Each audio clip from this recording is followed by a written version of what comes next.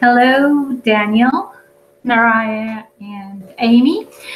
Welcome to my commentary on your Google Hangout 2. Let me start by saying that Aimee did an excellent job on trying to keep you all on prioritizing the tasks in order of importance and the complexity of questions. She was trying to move the whole team through particularly the big question on competencies. And I've got to say that your coverage of that was probably the best of all the groups, because you did have a process through it and you didn't miss anything, and you actually took every single one and so laid it out. And managed very well. Daniel's trying to bring examples from other events and stuff like that, and sort of reintegrate into the discussion. And so, real nice job on that. I realized that you had some difficulty following that PowerPoint presentation. Didn't work for you for the YouTube Hangouts. So I didn't know that it doesn't work for everybody. I have to sort of look at perhaps creating a better tutorial for that. But anyway, here you are, and your second discussion was excellent. I enjoyed it because it was very comprehensive, and you touched on all the topics, and you showed a very clear evidence of thoughtfulness through it. So starting with the question number one, which was define heedfulness, and then discuss whether and how heedfulness affected the decision making and for incident command. And you brought out a really good point. I think Daniel went back to his schema test and talked about leadership. And I think that that's a really critical component to keep in mind in talking about that particular topic, because we often, and very rightfully so, focus on knowledge and skills and expertise, subject matter expertise for decision makers. And that is clearly a prerequisite for any sound decision making. But when you think about organizations, let's say you were to describe the best boss you've ever had, Aimee, for example, in your agency, I would bet to hear from you that the best boss you've ever had was not your 3 or 4 main characteristics on the list wouldn't be knows policy and procedure, knows how to get grants, knows how to conduct exercises and training, provides, good benefit packages for employees. I would bet to find out that if you were to assess the best boss you've ever worked for, you're going to mention things like doesn't micromanage, builds trust, listens, is not berating, is not condescending, doesn't favor people, is not a nepotist, and so on and so forth. And what I'm trying to say with that is, we get very, very focused on education, certainly, and on experience, but to hear of a good incident commander is this aspect of leadership, which is certainly connected to all those things I just mentioned that are not skills and knowledge necessarily, but what one of you called human aspects. And human aspect, it's a general term, but there is a notion in research and literature and in psychology of what is called emotional intelligence. We talk about intelligence, IQ, we talk about swarm intelligence in this section, but I want to give you this concept of, if you haven't heard of it, or you might have heard of it, Daniel Goleman is the leading thought or originating thought on the topic, wrote several books on the issue of emotional intelligence. And the whole premise of emotional intelligence is that IQ is important, but IQ predicts about 6% of the success of people in organizations and leading organizations. The 50 to 60% of success is predicted from the ability to be emotionally intelligent. And what the emotional intelligence means is the ability to reflect on one's emotions that lead to actions, that lead to outcomes, that sort of have down the road the consequences. And the aspects of emotional intelligence relate to the ability to self-assess. Self-assess is critical. Self-assess, introspect, be fair, have empathy, know the why, which is, a big part of self-assessment. Know why, not the what of the job, but the why of the job. Why am I doing what am I doing? If I want to ask Aimee, what is about her career as a police officer, she can tell me about writing reports and doing stops and doing all those things. And later in your conversation, it transpires that, most of the police officers want to go into that burning building. It is the why. It is why you do something, and it's that human factor, and it's linked to your relationships with other people, and also how aware you are of yourself, because it does start with yourself. So good incident commanders have high levels of emotional intelligence. And the really neat thing about emotional intelligence is that IQ levels up and plateaus. In puberty, adolescence, you are what you are. At the end of the day, you're Forrest Gump or you're Einstein, but you reach a certain level, and that's where your IQ stops. However, the emotional intelligence can be developed and nurtured all the way through late 50s, so it doesn't plateau. Those are those skills we have with people.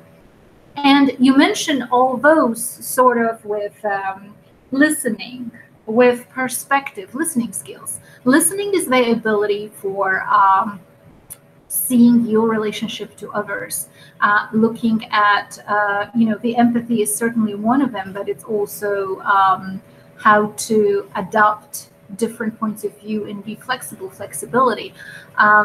It's one of the elements of emotional intelligence. So I think emotional intelligence is a really fascinating topic, particularly as it deals with, as it relates to leadership and decision making, and a successful decision making, and certainly in conflict situations.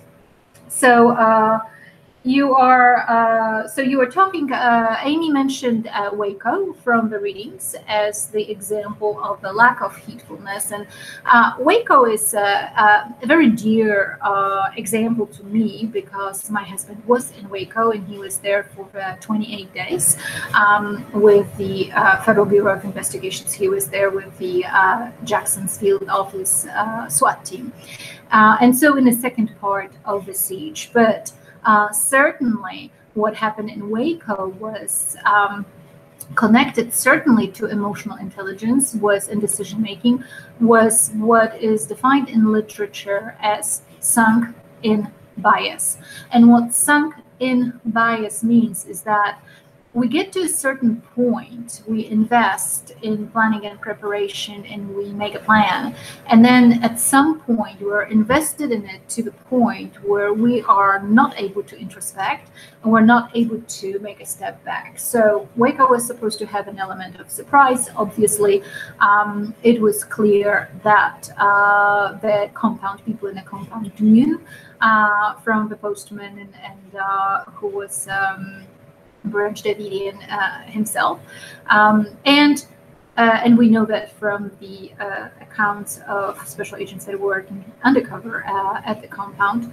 And so because of its sunken in bias, the decision was made to go with it anyway. So not taking into account the red flags or blinking lights, or the things that suggested that perhaps a different reevaluation or reassessment of the project was necessary. And you see that in many of the failed critical incidents that were mismanaged. Shuttle Columbia is one example of that as well, of that heedfulness and the ability to listen and to adopt different points of view. So when we think about experience and building recognition, prime decision making, so building those pieces of different experiences so we can fall back onto them because they are stored in long-term memory and they're easier to retrieve. We also have to keep in mind that experiences are not everything. You can have a lot of experiences and you're still not capable to be a competent leader or incident commander. So I really did like, since we did talk about leadership in the other section of the course, and it sort of hasn't gotten flashed out neither in discussion boards or in Google Hangouts, that you brought that into fore, because it's all about parking the ego at the door, and so more so in emergency management. Mitigating, does the heedfulness help in mitigating critical events? Yes, certainly. That would have been in Waco. It would have been a mitigating factor if the ATF team stepped back, reassessed, reevaluated, and had a different plan of action, because there was no imminent threat to the community yet. There was certainly a risk, a significant risk to those federal first responders that went in. So when you moved into the discussion on competencies, you talked about multiple concurrent issues, and Aimee brought out the so all the cascading events, brought out the fires popping out. So you had your primary threat or primary threat hazard / primary threat, and then you had all other hazards that suddenly emerged in the situation, what they call cascading events. And intractability of a particular event, often is augmented by those cascading events, and certainly that's the ability to have that, the ability to go back and forth between those different events happening at once is a critical skill. And as you rightfully assessed, it's linked to situational awareness.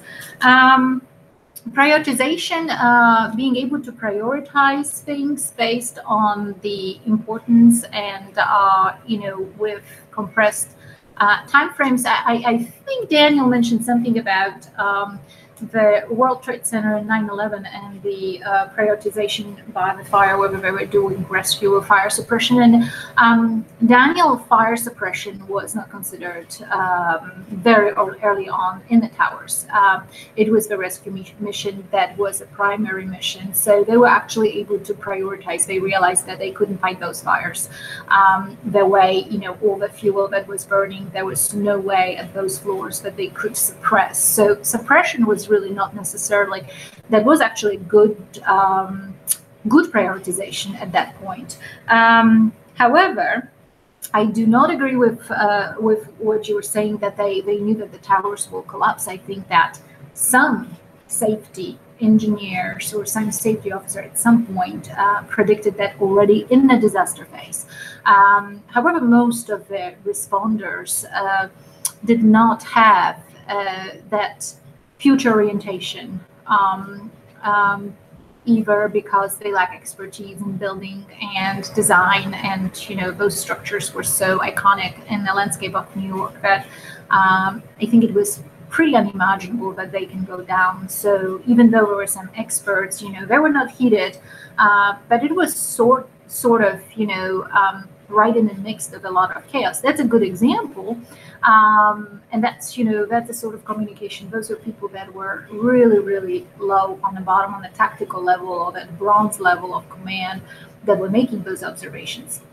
Now, certainly, that links very well to your discussion about how those lower people at the low level of those response organizations have sometimes better knowledge than people in executive corps.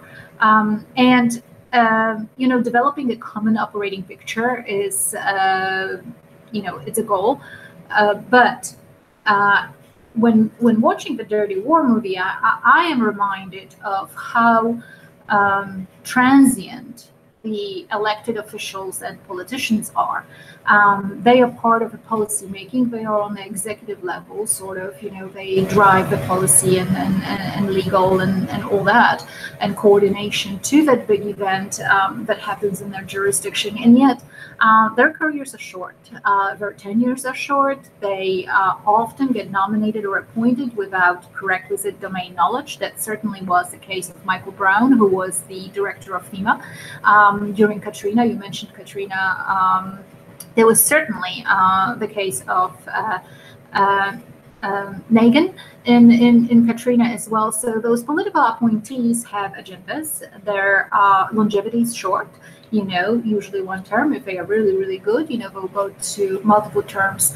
And against that, you have organizational cultures that cherish getting seasoned and getting through the ranks and sort of growing up with the ranks. And that's certainly the ethos of policing and fire services, and to some extent, your whole intelligence branch that was there. Those entities in public service tend to have a lot more continuity, and because of that, they are the smartest person in the room.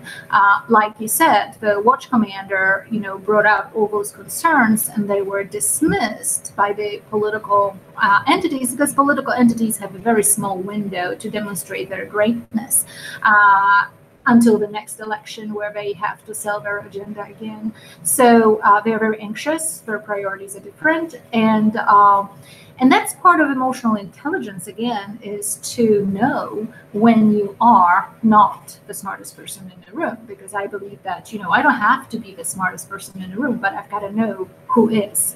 And I've got to heed that, listen to that expertise.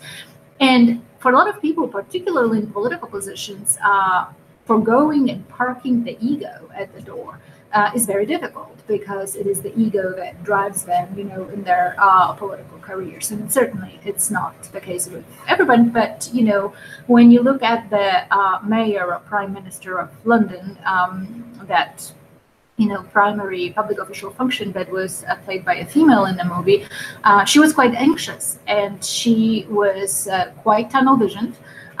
Very focused on one issue that was her priority, and that was to reassure the people of London. This is a sort of the ethos of, going back to Churchill years, right? England is strong, that it will not surrender, and we are resilient, and we are prepared, and so on and so forth. This is that sort of government speak. And that prevents you from, actually reaching beyond to those traditional responders who have a lot more expertise, and certainly listening to them would enhance your electability in the future. Obviously, after her failed performances on the media with the information that she did not have, or situational assessment, her tenure in the government post event probably was not very long. So you talked a little bit about that leadership and the ability for situational awareness with the Florida shooter. And a Florida shooter, again, I think brings me back to the emotional intelligence and the whys, why you do what you do. You can have standard operating procedures, and perhaps, some training somewhere there in the standard operating procedure says you do not go in to the building, and certainly active shooter training is performed that way until you have a contact team, or until you have a backup, because that first responder is not doing anybody any good, and perhaps that's what was at play.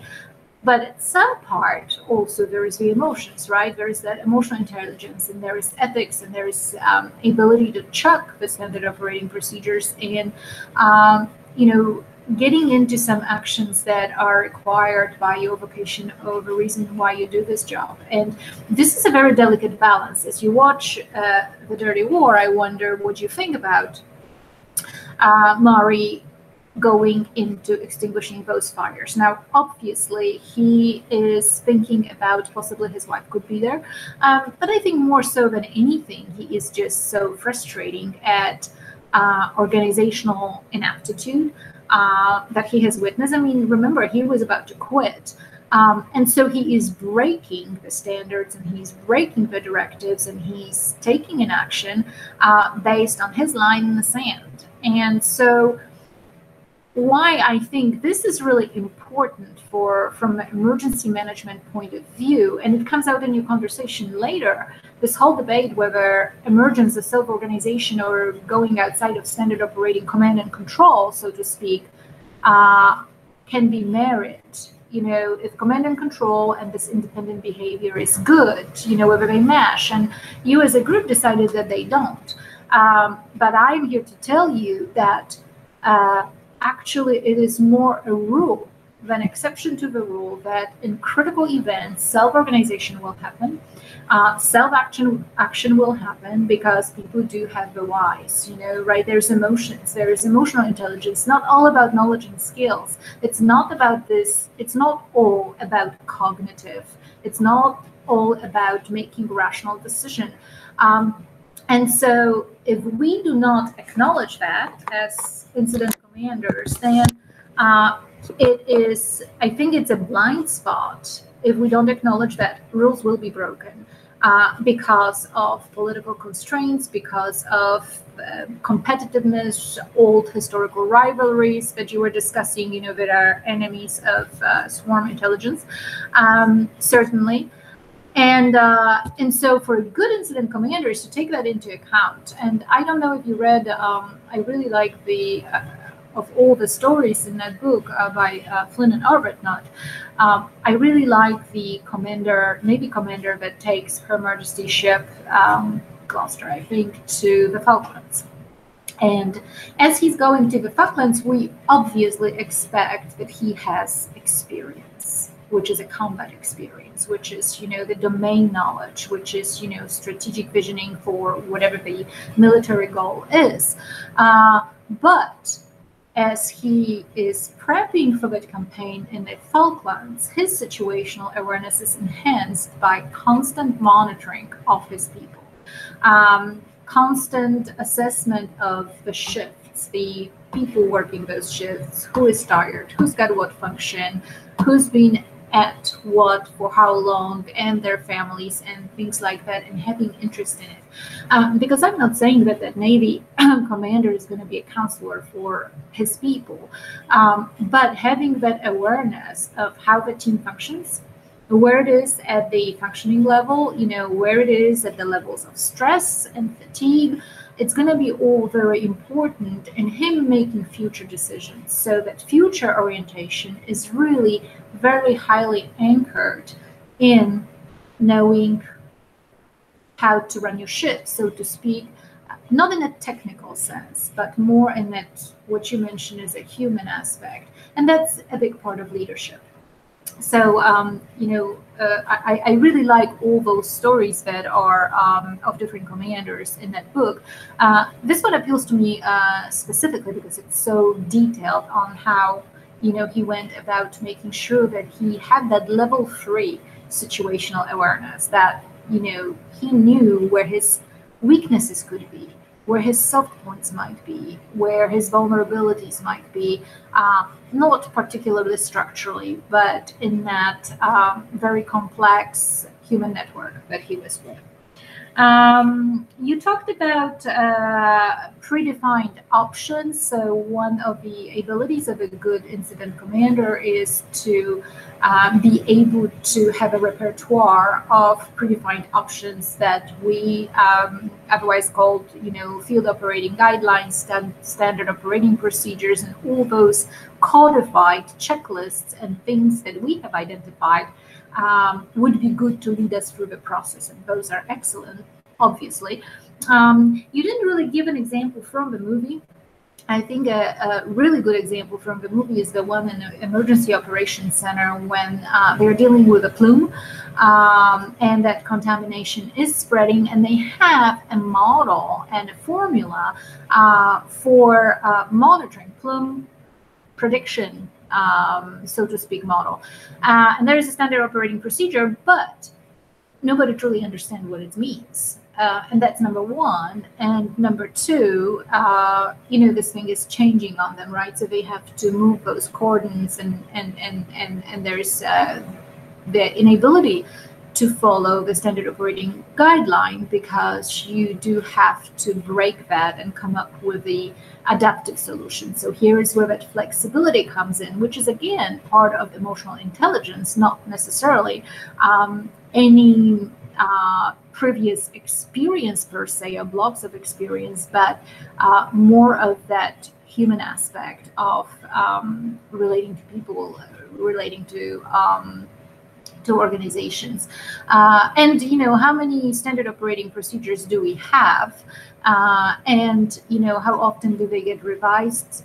Who are they written by? A lot of times they're written by external parties, and not everybody in the organization is aware of them. And this goes sort of to the heart of a discussion we had last week on your discussion boards about the disadvantages of standard operating procedures, and yet how important they are to have some sort of set of standards. It's when I think about all those things, whether something is mutually exclusive or not, I do like to think in terms of synergy. You do have a command and control, but if it's very rigid and very bureaucratic, it's going to break. And then you have those spontaneous processes that are going to seep in, and they're going to sort of augment those weak points of the bureaucracy that didn't work.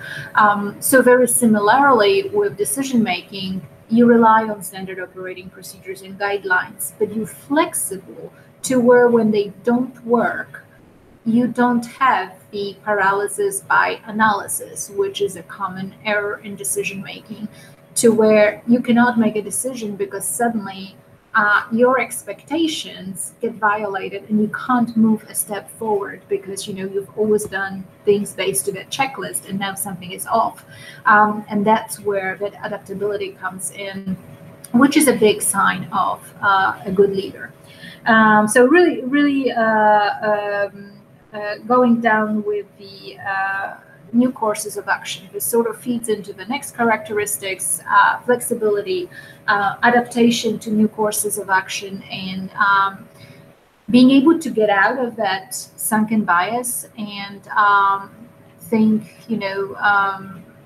create or second guess yourself, admit that perhaps might be two different ways of looking at the same problem, and that might be equally compatible. While one is not available, you can think about something else. As far as adaptability, I think you also talked about the minister that did not, she had that sunken bias, right? Just like the ATF in Waco.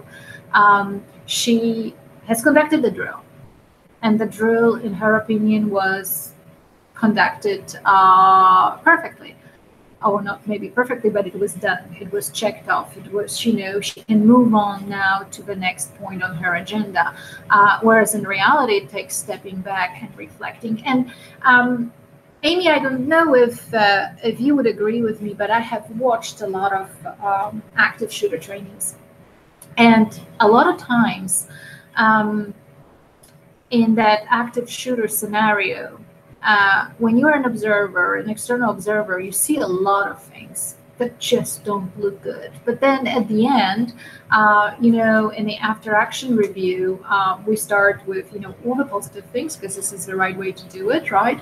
And then we mention a few things that maybe could be done better. But a lot of times, participants in those scenarios, they're not even aware about certain missteps of things that were happening around them that they didn't see.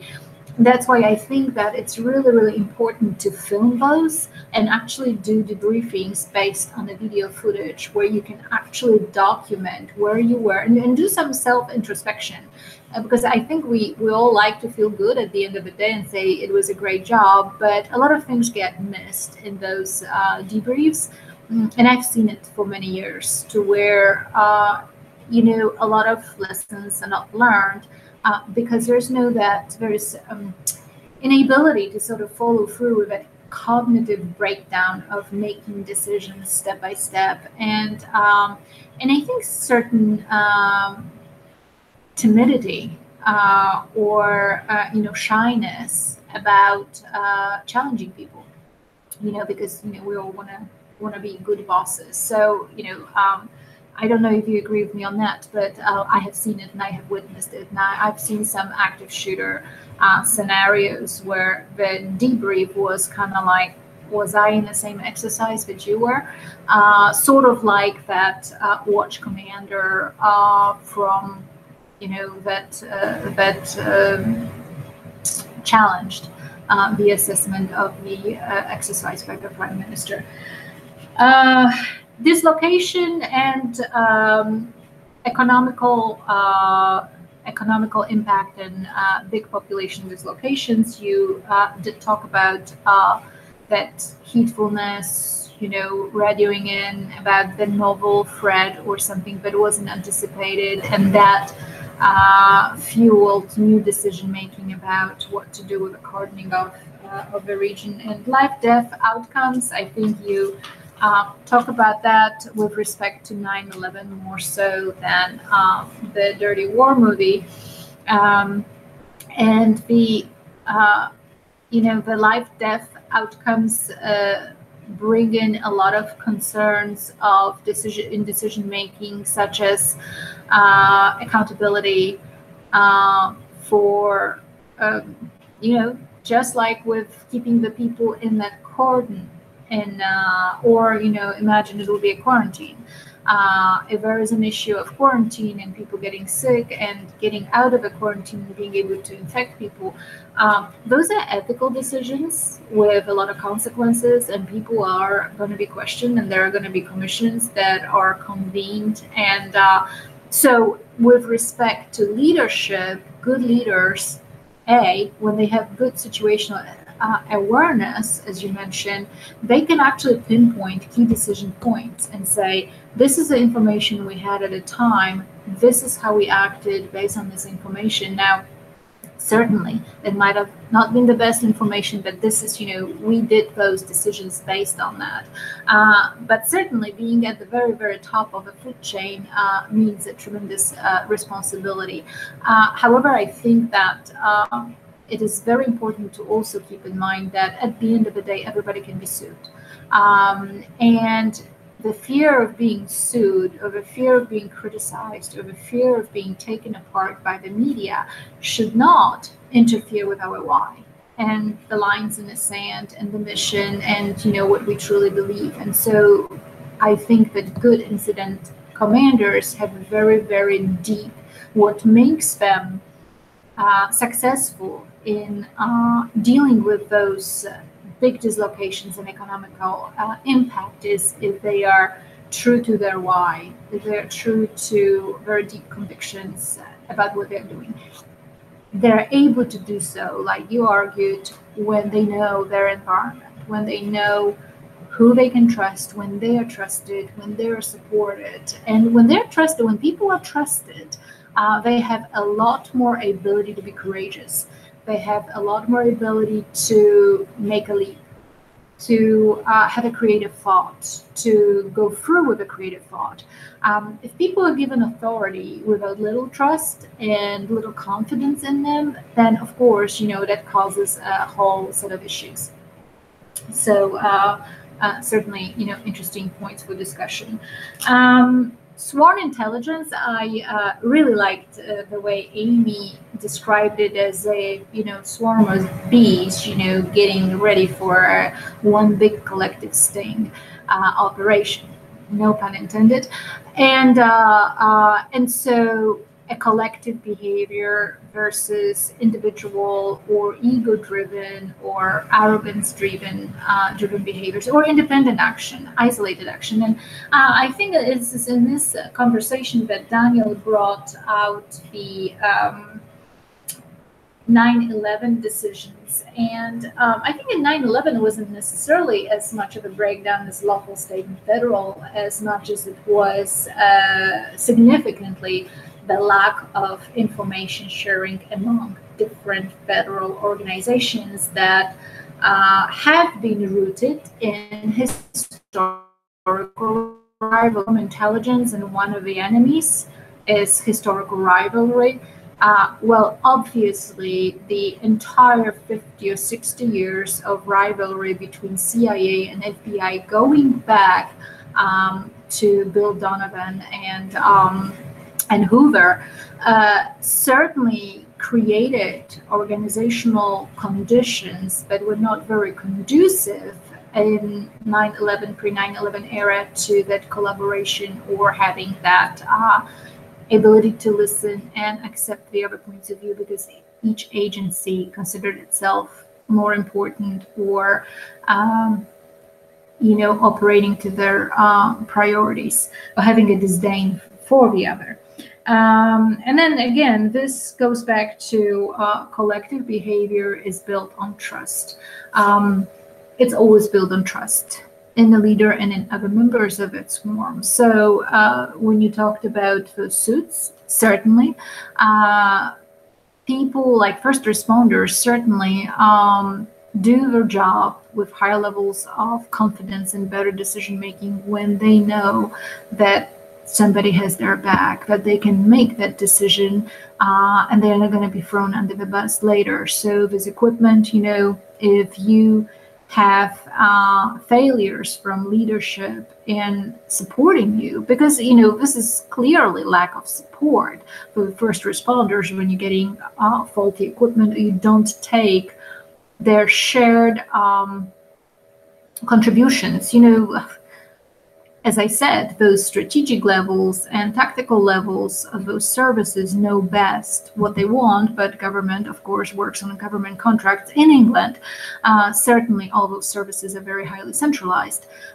So your vendors and contracts are going to come from, executive levels, from, general budgets and stuff like that.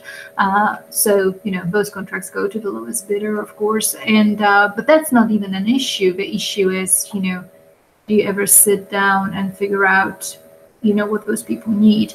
I always think about, females in law enforcement, and, simple things like, bulletproof vest fitting and, cargo pants and stuff like that. I mean, women have different anatomy, and very rarely their input is being sought on designing, a lot of that stuff.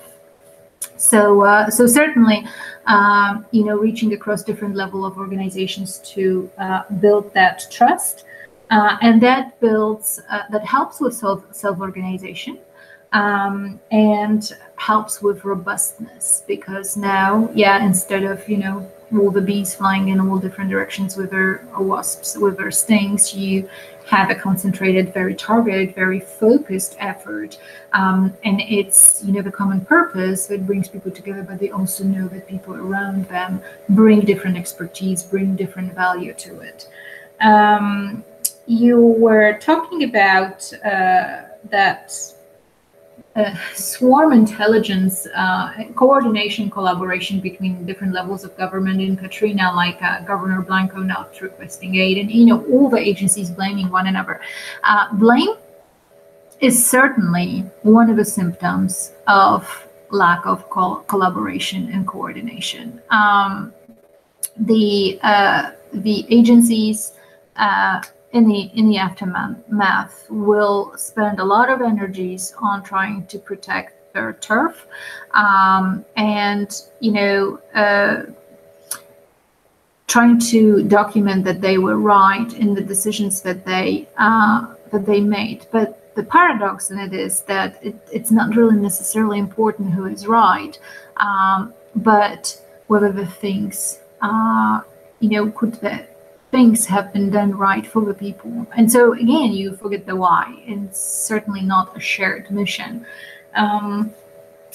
Deepwater Horizon was really a very poignant example of that, where there is two different planes that were in motion. There was NIMS on one side, and National Response Framework, and on the other side was National Contingency Plan for oil spills, which has not been updated, I think, like we discussed in previous classes, since since the 80s.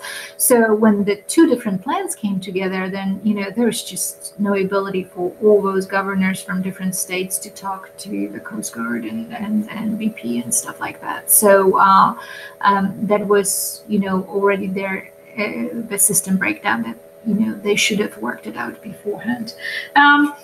Aimee, you had a very interesting point on Coast Guard. That's why I mentioned Coast Guard, because Coast Guard is a very interesting animal and all that. If you recall, in 2002, when the Department of Homeland Security was created, Coast Guard was taken out and put under, that was the only agency with the sort of military mission that was put under the Department of Homeland Security. And as you know about the restructuring and building of the Department of Homeland Security, how it absorbed those 22 different agencies and then structured a plethora of new agencies like TSA, for example, or, you know, ICE out of INS that used to be under the Department of State and so on, and Department of Justice combined. Now, Coast Guard got moved to DHS in its entirety. So it was a Coast Guard then, and then it was brought in. It didn't get transformed into a different agency and didn't become an amalgam of all other different agencies. And what was intact in Coast Guard was its leadership ethos, or the long history of organizational culture. And as Department of Homeland Security and those different agencies are trying to find out their identity and their organizational culture, it's, you know, what is their story? What is their process? What's their success? What is their support? What is their trust building with the public?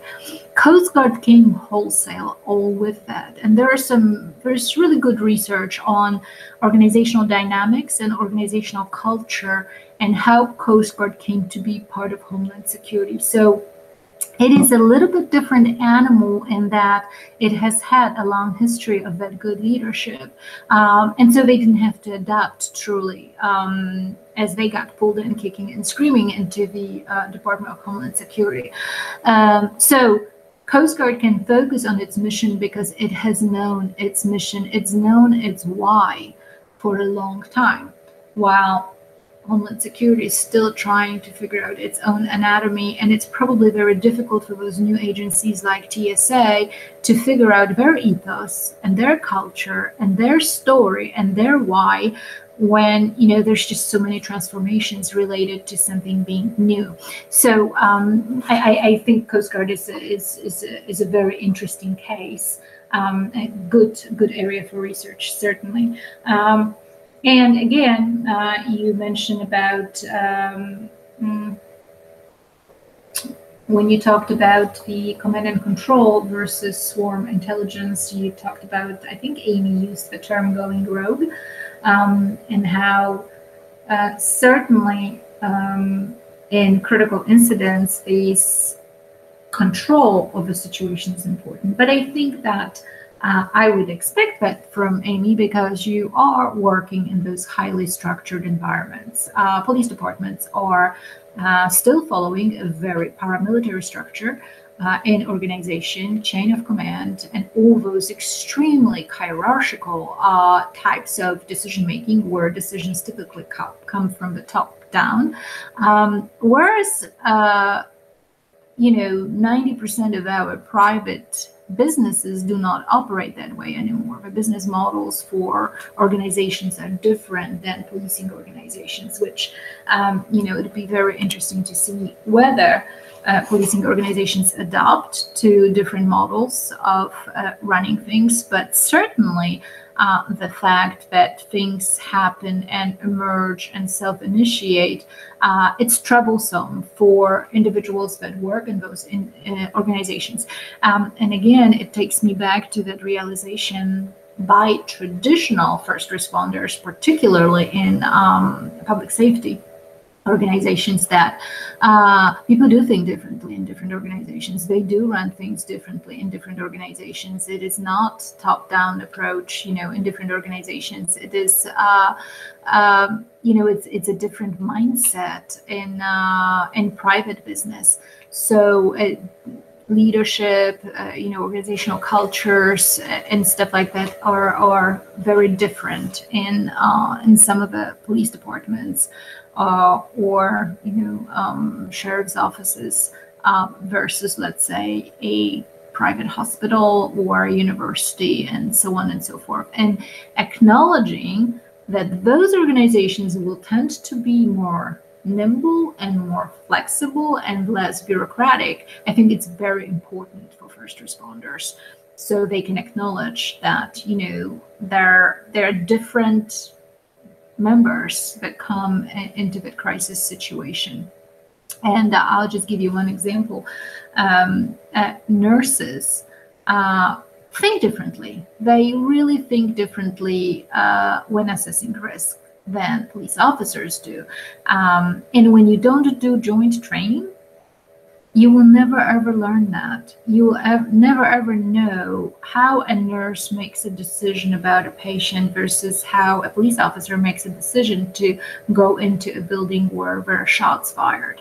And how, the nurses, when they think about triage of wounded and stuff like that, what type of things they have to go through in their thinking process. Their assessment over risk decisions are going to be different than the risk decisions by police officers, but a lot of times they'll come to that situation together. And so being aware that different organizational cultures and different businesses think or make decisions differently is really important. That's what makes a really great incident commander. The great incident commander is going to know who thinks how about what, so they can understand those conflicting priorities. They're always going to be there. It's just the awareness of them, so they don't get you out of balance and you get upset and angry and frustrated in a moment of crisis, because you're going to anticipate those, if I make sense on that. So the rogue aspects, they sort of go against structure and planning, but then, you're thinking about Daniel, I think, had this take on that we are supposed to prepare for the worst and expect the best.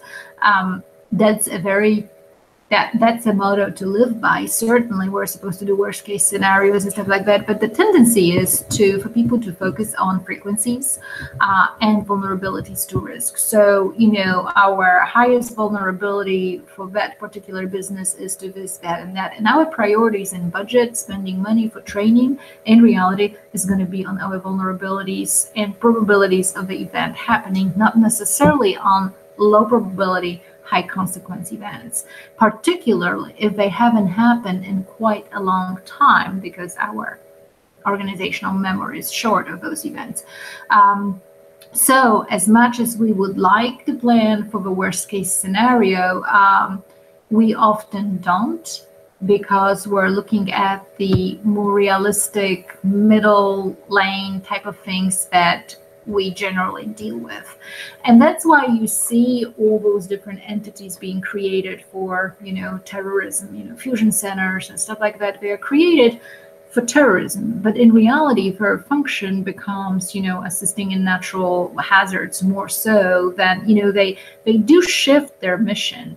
And that's going to happen as well. So that goes to this, in the ideal world, we do the worst case scenarios, but the human nature is to focus on the most likely, most common, most anticipated event, because those are the events that affect us more frequently and have those chronic consequences. What defeats swarm intelligence, competitiveness, egos, and credit taking? You certainly had a very good example from difference between Katrina and Sandy, and Christie not letting the event politicize their response efforts. Because of politicization in Katrina, he was very well aware of it. This is a really good sign of a good leader that is able to retrospect on the previous event and sort of draw and have that future orientation to do things differently. And certainly he could have gotten caught up. The political climate at the time was such for him personally and for his political ambitions. It was probably a lot more, would have been a lot more beneficial if he did politicize the response, but he chose to put the why of being a governor to the forefront. So I thought that was a really good example. And it's a good example of how our leaders are also learning from previous leaders, which certainly is comforting. So all in all, I just went through all those areas that you have covered, and I think that you had a very comprehensive assessment. I don't think you really address in depth that correlation of experience versus that experience and years on the job had little to do, a little correlation with actual competency to be a good incident commander. You